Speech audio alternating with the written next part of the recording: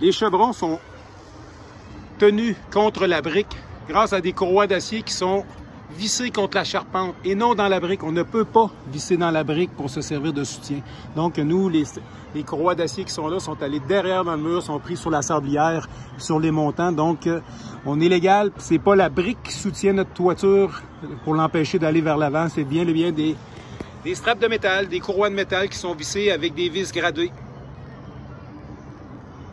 C'est la façon de protéger les poutrelles en I ou les chevrons. Dans ce cas-ci, c'est des poutrelles en I qui vont faire office de chevron pour une toiture plate. Donc, pour traverser le mur, on doit les protéger. La maçonnerie va venir s'installer au travers de nos poutrelles. On va appliquer un prochain solin que vous allez voir plus loin dans la vidéo. Où est-ce qu'on va venir installer un solin? On va découper ici le taille avec. Nous, les membranes autocollantes comme ça, même si on prend tout notre travail, on fait attention pour bien les installer. On prend pas de chance, on les broche mécaniquement aux endroits léthargiques. Parce qu'on sait très bien quand on a ouvert des murs qu'avec le temps, elles se décollent, donc elles perdent leur efficacité. Donc en les brochant, en les tenant mécaniquement, on sait que ça va tenir. Puis que le peu d'eau qui va arriver en arrière, si jamais il y en a, va être tout simplement retourné dans la partie entre la brique et le mur pour sortir dans les chantepleurs. Puis ça protège notre structure de la pourriture.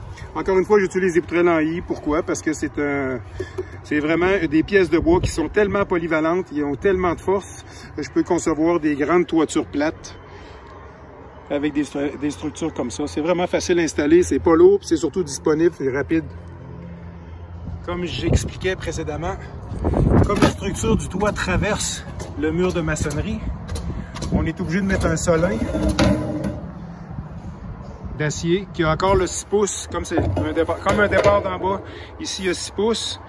Puis lui, il va être derrière le pare intempéries, derrière le mur de maçonnerie.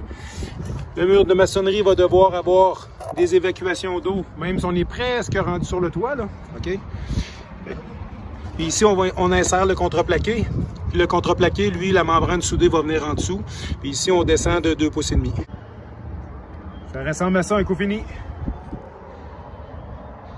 Donc, il va venir mettre sa membrane, il va souder sa membrane.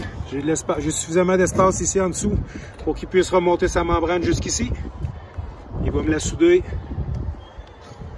Ça va être parfaitement étanche, ça va rester esthétique pendant des années.